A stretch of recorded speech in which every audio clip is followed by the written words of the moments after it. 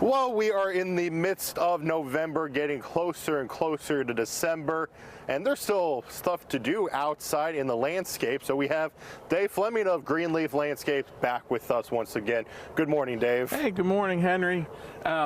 Great weather from Monday.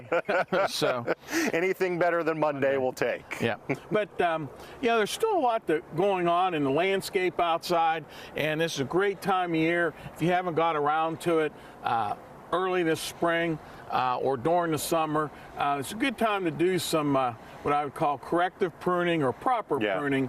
And this is a great time of year to do that because the plants are going dormant and they're not going to flesh out any more new growth, and you'll be done and ready for spring of next year. Yeah, so we're going to be taking a look at trimming back some plants in the landscapes, and I think the first one we're going to talk about is this rose bush right here. That's correct. And this was one of the newer varieties in the last 15 years, the knockout roses.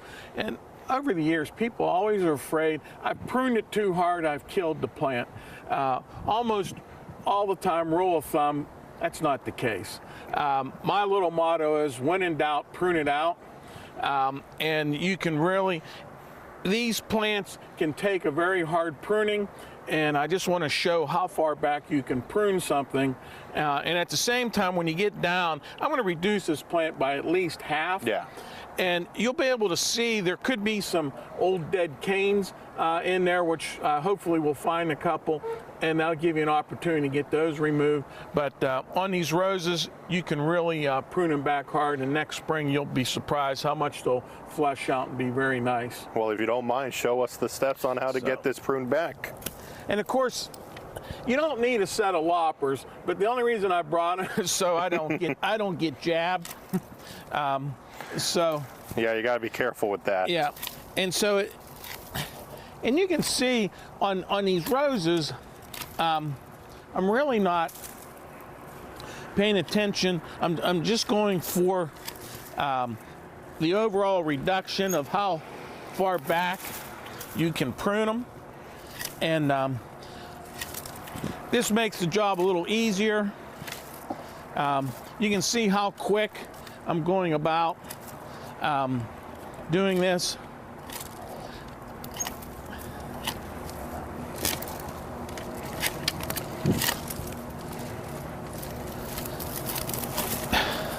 Oh, there it is. So literally, when I say we're going to reduce the plant in half, you can see we literally reduced the plant by half. By half, and it didn't take much effort to do it.